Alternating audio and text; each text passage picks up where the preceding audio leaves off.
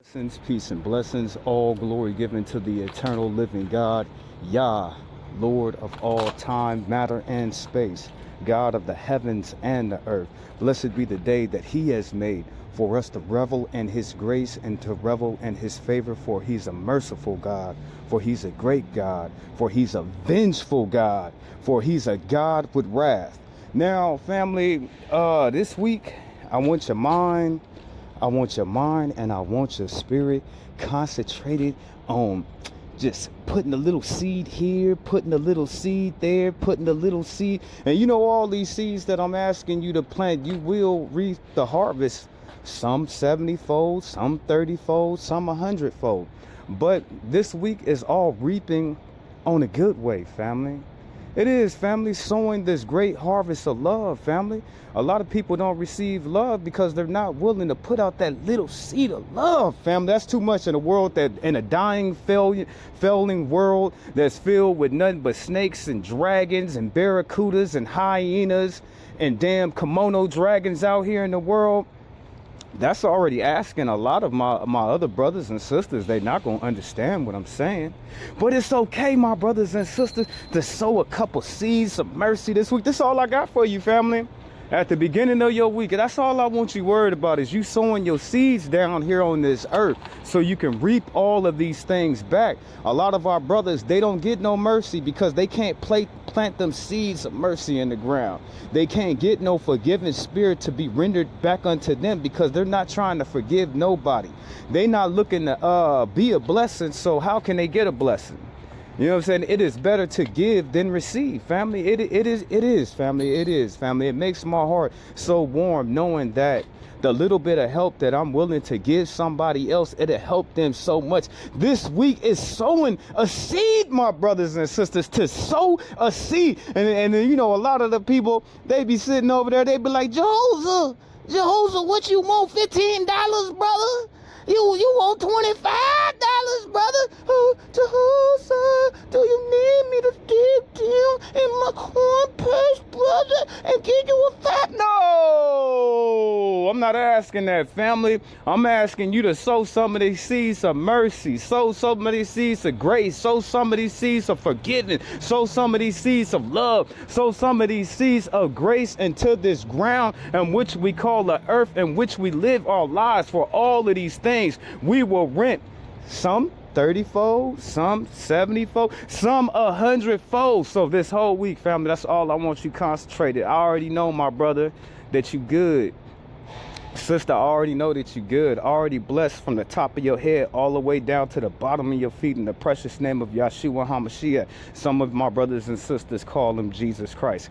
But that's all I want you concentrated on to get low. And then some of my brothers, what Jehoshaphat in my pocket? Oh, you talking about you need a couple dollars? But nah, brother. I'm talking about you sowing these seeds. And you know, you got to pick righteously who you hang around, because a lot of your friends love sowing seeds of discourse between friends to get friends separated from one another. That's why I ask all my brothers and sisters to test the fruits, family. Test the works and test the spirit of that person, family. You got to test them people works, family. What are they about? What are they doing? What are they constantly doing in their life? Is they all about the havoc? Is they all about the misery and the misfortune and the misconduct? Family. What's lying on their spirit, family? Is it a lying spirit? Is it a thieving spirit? Is it a despite spirit? What's on them? You're going to have to check these things with these people. And then you're going to have to get away, family, after you then claim that they are not a walker of the light. Now, the only reason why I got Esther Lee, what is her name? Esther Lee Baker. I could have her name wrong, Esther Lee Baker.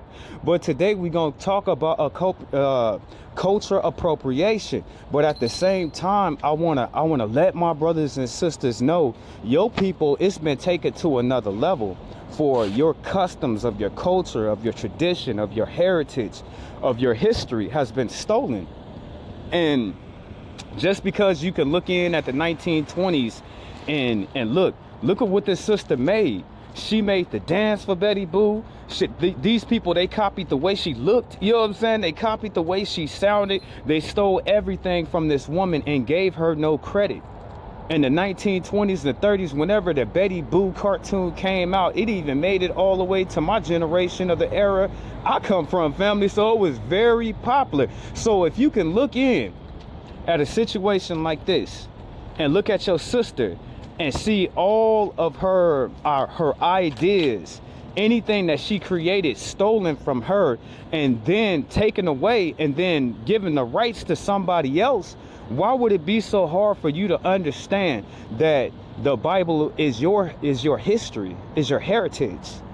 It's the lineage of your people and the heritage of our legacy, of our customs, of our culture, of our tradition, of our people. It was stolen from us.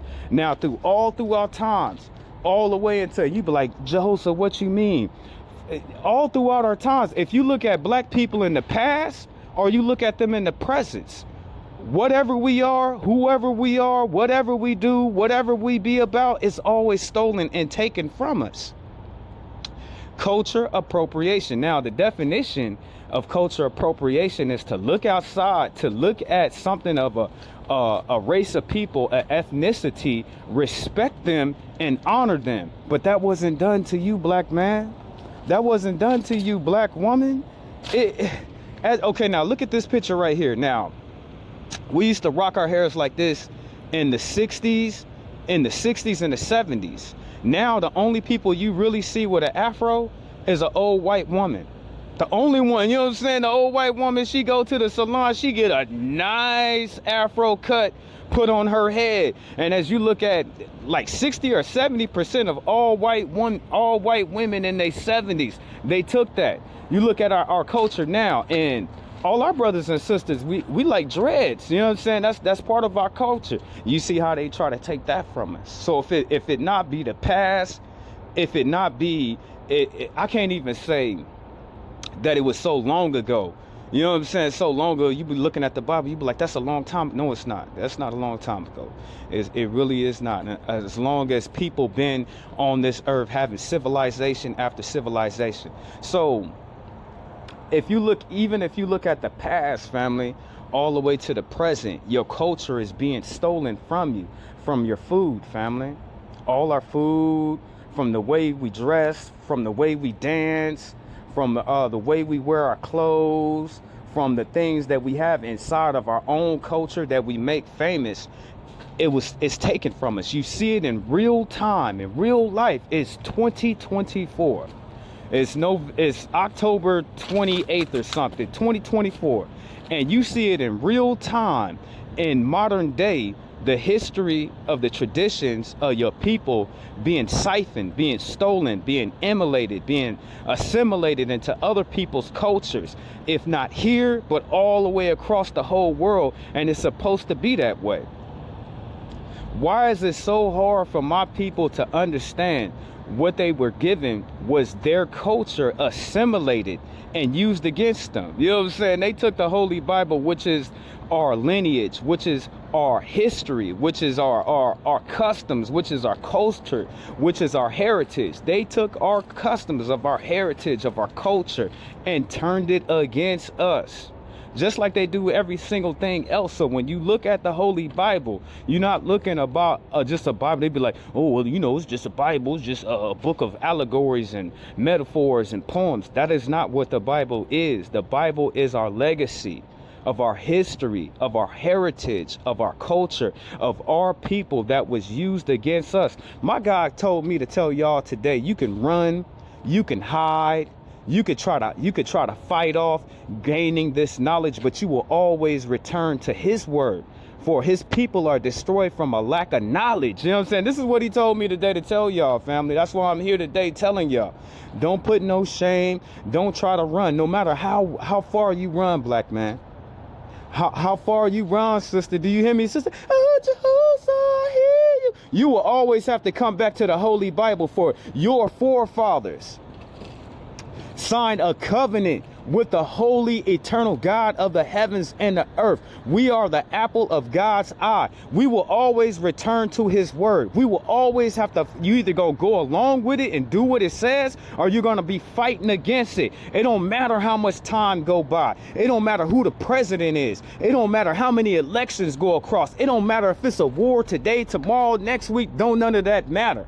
What matters is, for my brothers and my sisters, all my kings, all my queens, all my prophets, all my prophetess, all of my priests, all of my priestess out here in this world, brothers and sisters, you will always return back to the word of God.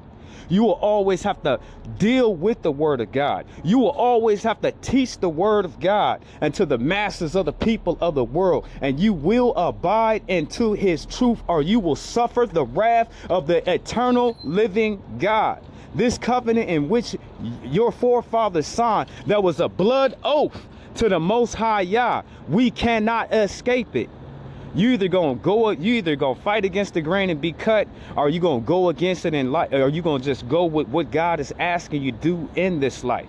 There is no other groups of people that live on the face of this earth that have to answer the way in which we have to answer to the eternal living God. And my father told me here today to tell this people, you can run, you can hide, you could try to say, oh, I'm gonna go alone to get along, oh, I'm gonna do this, but you will always have to come back to his word.